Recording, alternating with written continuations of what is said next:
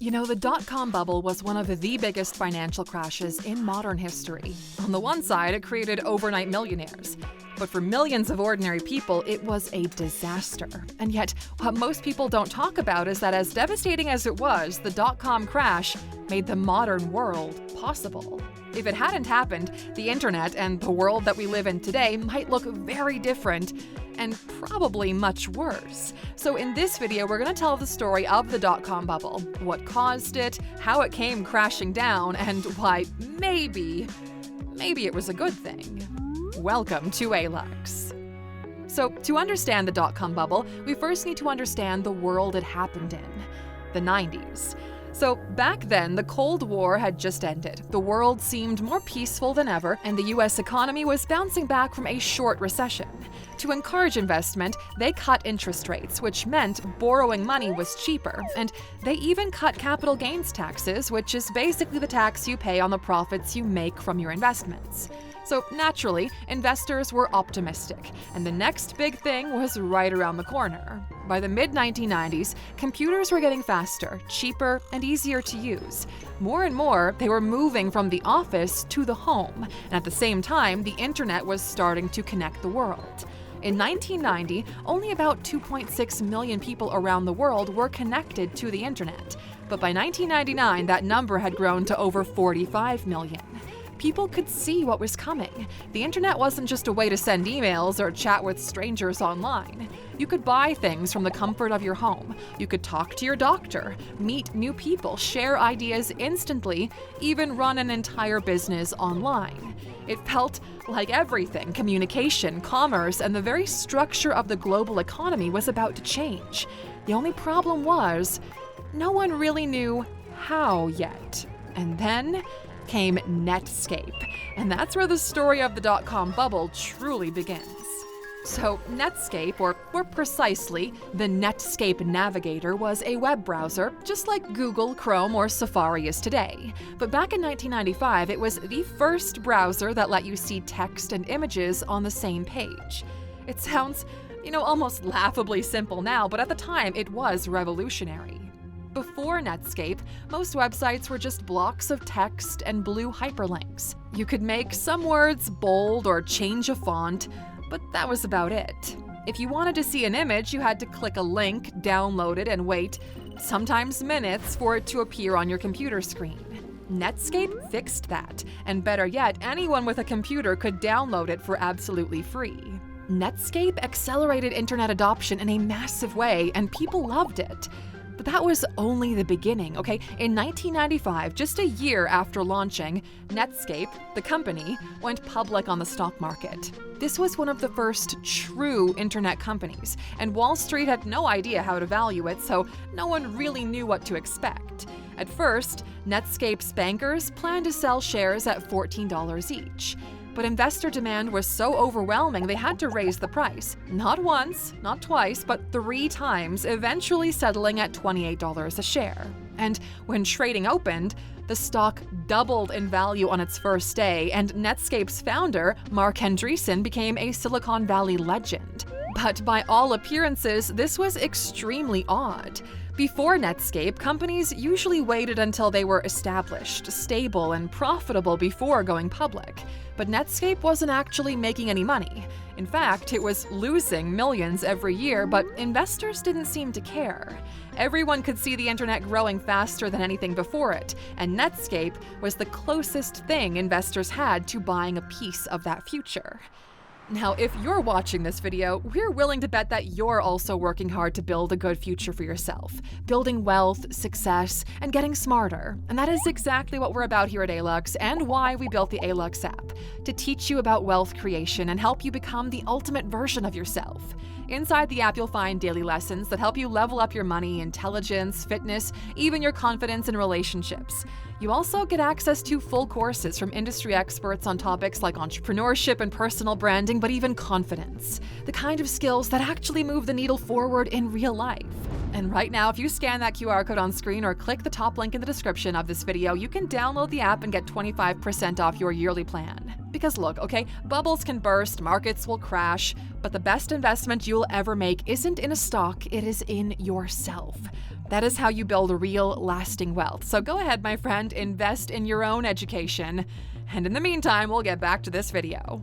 So, when Netscape went public and its stock price doubled overnight, the reaction across Silicon Valley was instant. Every internet startup looked at that and thought, if they can do it, why can't we? Suddenly, a wave of internet-first companies began flooding the stock market. Some were building genuinely innovative products, companies like Yahoo, Amazon, and eBay. But for every one of those, there were dozens that had no profits, no sustainable model, sometimes not even a clear product. One of the most famous examples was Pets.com. At its core, Pets.com was a website that sold pet food and supplies online and delivered them straight to people's homes.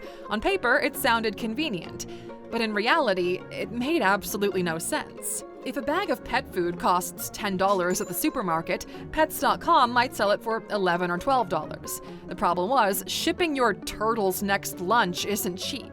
Pets.com was losing money on every single sale. At its peak, Pets.com reached a market cap of nearly $300 million, all while generating barely any revenue. But they weren't alone. Dozens of companies just like this were popping up, raising millions of dollars from their IPOs and burning through investors' cash. You see, a simple way to understand why these businesses were so terrible is by looking at something called the CAC to LTV ratio. So, CAC, or CAC, stands for Customer Acquisition Cost, how much it costs to get one new customer. LTV is lifetime value, how much that customer will spend with your business over time. So, for a business to work, LTV has to be higher than CAC. But in most .com companies, it was more like they were spending $50 to acquire a customer who might only ever bring in $10.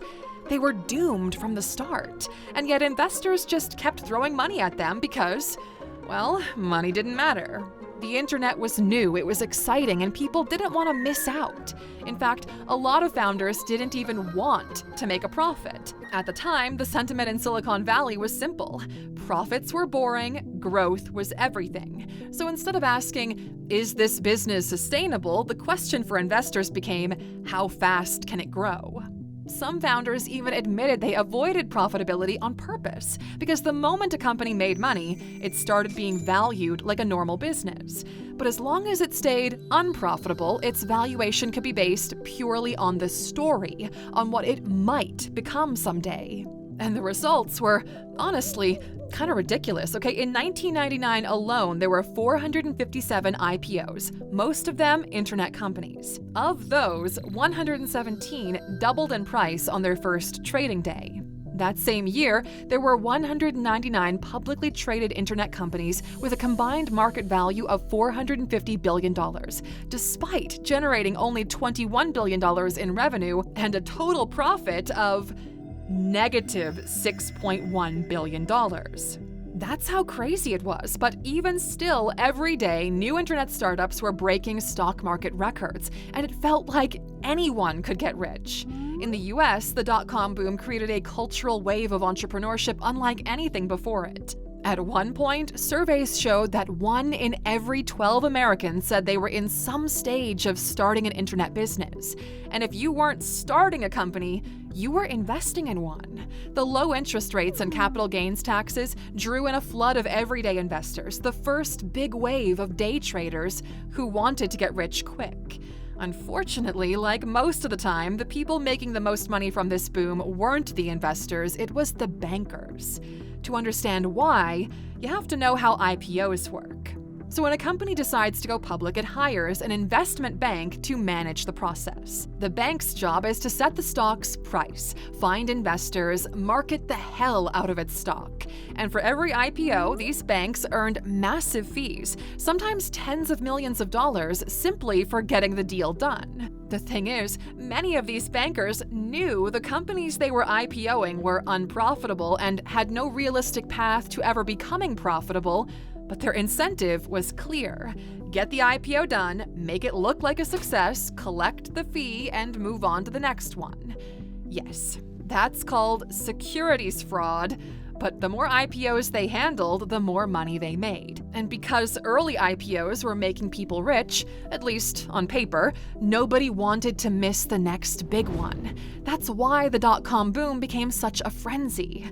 Investment banks aggressively marketed new internet stocks, hyping them up to investors and painting each one as the next Amazon, no matter how worthless the companies were. It got to the point where some companies simply launched a website, added .com to their name, and went public even if their business had nothing to do with the internet. It was only a matter of time before it all came crashing down. By the year 2000, things had reached peak insanity. The Super Bowl that year came to be known as the dot-com Super Bowl because a staggering 17 dot-com companies spent over $42 million on commercials. One of them, an online wedding invitation company of all things, spent twice its total lifetime revenue just to buy a 30-second ad slot. That's how detached from reality things had become. In March of that year, the market peaked. The Nasdaq, which was packed with tech stocks, hit record highs. But like every bubble, it only took a small spark for everything to unravel.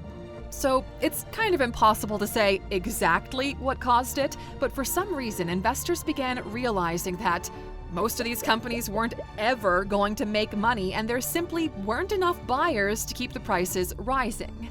So they began to sell. By April, the Nasdaq had already lost 1/3 of its value. Many internet companies saw their stock prices collapse by 80% or more. Amazon's stock fell over 90% from its peak, and within months, trillions of dollars in paper wealth had evaporated. Some estimates put the total losses at around $5 trillion, and the US went into an 8-month recession. By September 2001, not a single internet company went public. The boom was over. Now, there's a good old expression that says you have to separate the wheat from the chaff, meaning you have to sort out what's truly valuable from what's not. And that's exactly what happens when an economic bubble bursts. The weak companies, the pets.coms of the world, vanished overnight. But the strong ones, like Amazon, eBay, and Craigslist, that had real products, real customers, and real business models, they kept on going. And after the dust settled, people seemed to learn that in this new internet world, it wasn't enough to just be online or slap a .com on your name. You need to provide real service value, like Amazon or eBay, or be a real technology company like Apple or Microsoft. But the crazy thing was, even though the stock market crash wiped out around $5 trillion in wealth, it also laid the foundation for the world that we live in today. When the bubble burst in 2000, there were roughly 400 million people connected to the internet. Today, that number is over 5.5 billion and growing. So despite all of the madness, the internet really did change everything, from media and publishing to commerce, music, film, and social connection. It reshaped how we learn, work, and communicate. And none of that would have been possible without the dot-com boom. Jeff Bezos, who lived through that dot-com bubble as CEO of Amazon, recently said in an interview that there are two types of bubbles: financial bubbles and industrial bubbles. Financial bubbles, like the 2008 financial crisis or the Great Depression, only destroy value by doing weird stuff with the economy. They're basically just about money. But industrial bubbles, like the railroad boom of the 1800s or the dot-com bubble, those are different. They happen when people overinvest in a transformative technology. But even after those bubbles pop, the infrastructure and knowledge they leave behind does carry through to the next era of growth. During the dot-com boom, companies wanted to be ready for the future. Billions of dollars were poured into things like fiber optic cables, data centers, and servers. Then the crash came. All that infrastructure didn't vanish. In fact, it is exactly what helped the next generation of companies like YouTube, Netflix, Facebook, and Amazon Web Services to rise. For example, YouTube, which you're watching right now, would have never been possible without cheap, high-speed internet connections. And those were only available because so much fiber optic cable had already been laid during the dot-com boom. The same goes for Netflix streaming, cloud computing, and the modern digital economy. So, yes, okay, the dot-com bubble was pretty reckless. It was irrational, and it destroyed fortunes overnight. But in some kind of strange way, it was kind of the price that we paid to build the modern world. In those 5 or so years where logic went out the window, we accelerated progress by decades. And so, looking back, that's why the dot-com bubble was actually maybe kind of good, like maybe a net positive if you zoom way out. Alrighty, Alexer, make sure to subscribe if you enjoyed this video, and if you want to check out whether or not we're in an AI bubble right now, click this thumbnail on screen and you can watch the video we just made about it. But anyway, my friend, we'll catch you back here next time. Until then, take care.